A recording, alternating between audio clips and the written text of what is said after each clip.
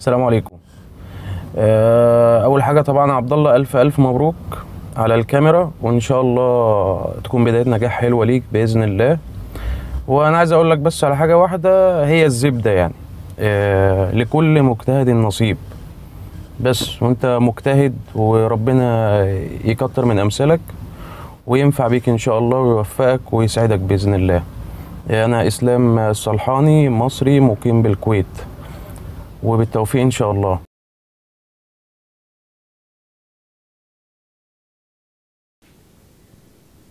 رايح انا. ما قلناش صباح الخير؟ طيب يعني ينفع كده؟ رايح انا واسامه لواحد صاحبنا لسه نازل من الامارات بقى وعايز يشوفنا والكلام ده، نلعب تنس ان شاء الله. حاليا كده تبقى صاحي عايز تاكل فاكهه جدا، مش عارف ليه. بس لا لا لا، مش بشجع تشيلسي، انا بشجع ارسنال. انت بتتفرج على كوره؟ يعني تقريبا يعني كنت بتفرج على كوره، بس الوقت الراهن يعني الشغل والكلام ده متفرجش على كورة خالص. يعني ريال مدريد بس عشان ما ينفعش، يعني مينفعش يبقى بنشجع الريال وما نتفرجش عليه. الله ينعم عليكم، الله ينعم عليكم حلقة الحمد لله.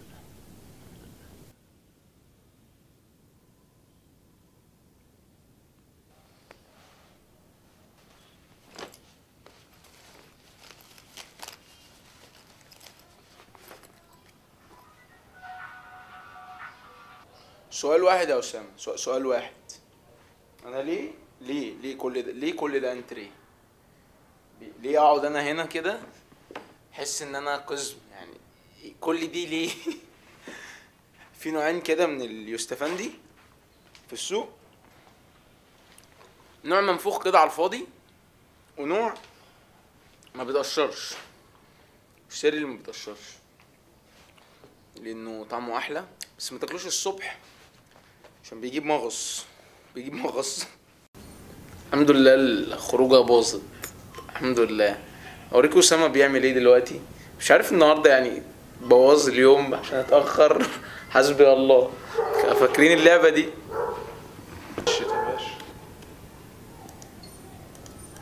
ما انت مش مخدم عليهم صح. جايب لهم كيك اهو من دولة ايه؟ البنات عموما بيحبوا اللعبه دي جدا، هي ودينر داش، صح؟ يا كنت بلعب زمان كلاو يا ابني.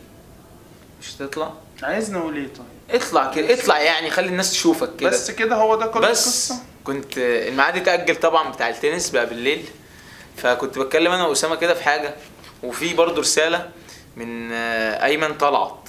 ايمن طلعت بيقول لي انا في تالتة تجاره ومفيش حد بيحب دراسته، واكتشفت ان انا بحب النقاشه وحاليا شغال فيها وتلوين الدهانات وكده، بس حسيت ان انا عايز افتح شركه وبقى عندي حاجه شيك كده فانا لما كنت شغال في سيلفي، دي الشركه اللي انا كنت شغال فيها، لما كنت شغال فيها كنت مندوب شاطر، بس في فرق كبير جدا بانك تحب شغلك وانك تبقى كويس في شغلك. يعني انا كنت كويس في شغلي وكنت باخد فلوس، بس ما كنتش بحبه. فانت ممكن لما تفتح شركه ما تبقاش كويس في الشركه وفي ادارتها وتقع، بل بالعكس انت ممكن تبقى كويس جدا في الدهانات وتبقى نقاش كويس وتفكر فكر اصلا غريب يغير تفكير الناس عن النقاشين وتبقى متميز في المجال، وبعد كده ممكن تفتح شركه دهانات. يعني اقصد ايه؟ ان انت خليك في المجال اللي انت بتحبه، ما تسيبوش. وحاجه يعني حاجه بكرهها جدا، اسامه عملها وانا عملتها وكلنا عملناها، ان انت تبقى بيجي فتره في حياتك ان انت بتاخد فلوس مقابل وقت. لو انت لازم تشتغل، انا كنت شغال ويتر، اسامه كان شغال كاشير، فانت يعني الفتره دي انت بتاخد فلوس، بتاخد فلوس كتير مقابل ان انت بتديهم وقتك بس. فما فيش اسوأ من كده. فلما تيجي بقى تفكر لو احنا بقى كلنا عايزين نفتح شركات، او لو احنا كلنا عايزين نشتغل الشغلانه الشيك اللي في وجهة نظرنا او في خيالنا، كان مين اللي هيحرس العمارات؟ كان مين هيبني الشركات؟ كان مين اصلا هينظف؟ الناس اللي بتحب شغلها اللي شغاله في المجاري دي، الناس دي لو ما كانتش بتحب شغلها كنا هنعيش ازاي؟ الناس دي لو ما بتحبش شغلها فعلا كنا احنا بقى بقينا، كان كل واحد بقى نزل نظف المجاري بتاع بيته، وكنت انت سبت شغلك ونزلت وقفت حراسه لبيتك، وكنت انت بنيت شركتك. فالفكره ان احنا ايه، لا عادي عادي ان انت تبقى شغال حاجه انت بتحبها وشايفها مش شيك. وفي مفهوم بيعمله اسامه كده، صباح البتنجان حبيبي. اسامه حاطط كل الامال على انه بعد ما يخلص جيش هيسافر بره.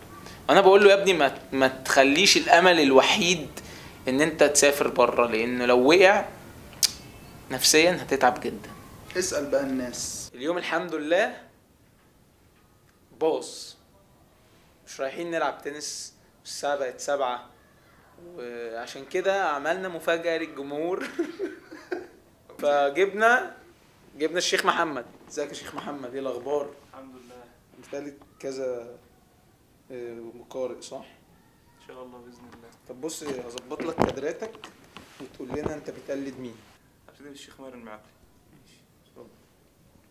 الحمد لله رب العالمين الرحمن الرحيم مالك يوم الدين.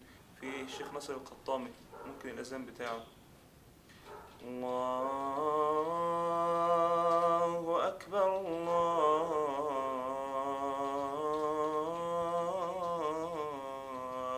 أكبر الله أكبر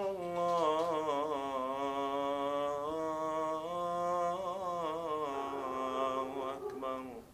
الشيخ البنا.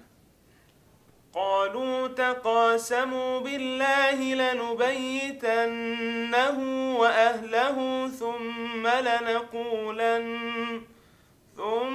لنقولن لوليه ما شهدنا مهلك أهله وإنا لصادقون.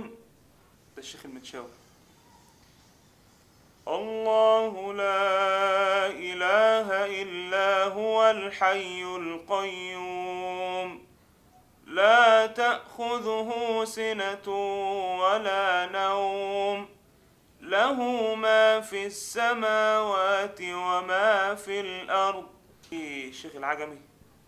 قاف والقرآن المجيد بل عجبوا أن جاءهم منذر منهم فقال الكافرون هذا شيء عجيب. بس كل ده زونت يا ابني، عامل زي اللي كانوا في فيلم ذا لورد اوف ذا رينجز. احنا رايحين البيت عندي نتفرج على ماتش الاهلي والزمالك. الاهلي طبعا يعني اهلاوي طبعا، الناس زملكاويه طبعا، يعني احنا واحد يا جماعه، الوحده. الوحده. يلا يا ابني بسرعه.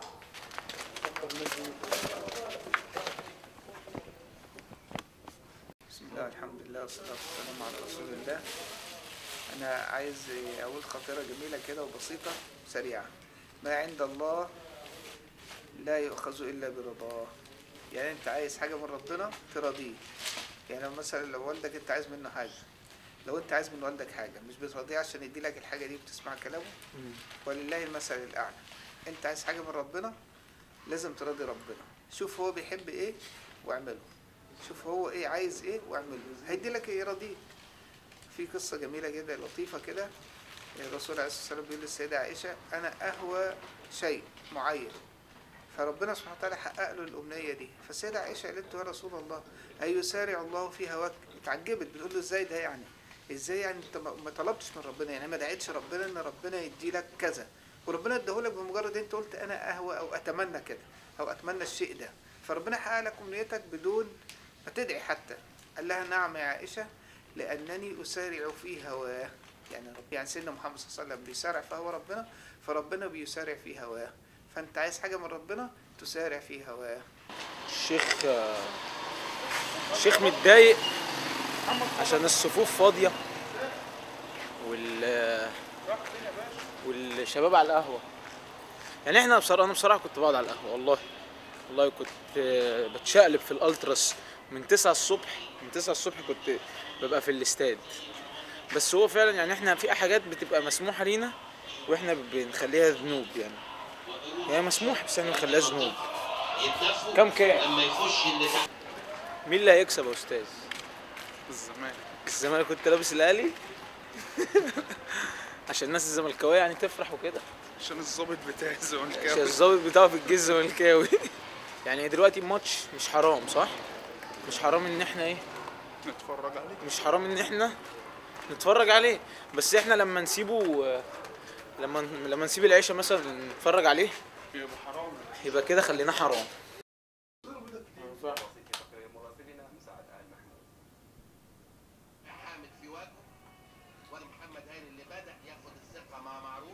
اليوم اتضرب، وبدل اليوم اللي اتضرب ده ان شاء الله الفلوج الجاي Q&A في الكومنتس بتاعت اليوتيوب عشان قفلت الاسكو، فنجمع كل الكومنتات ان شاء الله ونرد عليها باذن الله في الفلوج الجاي.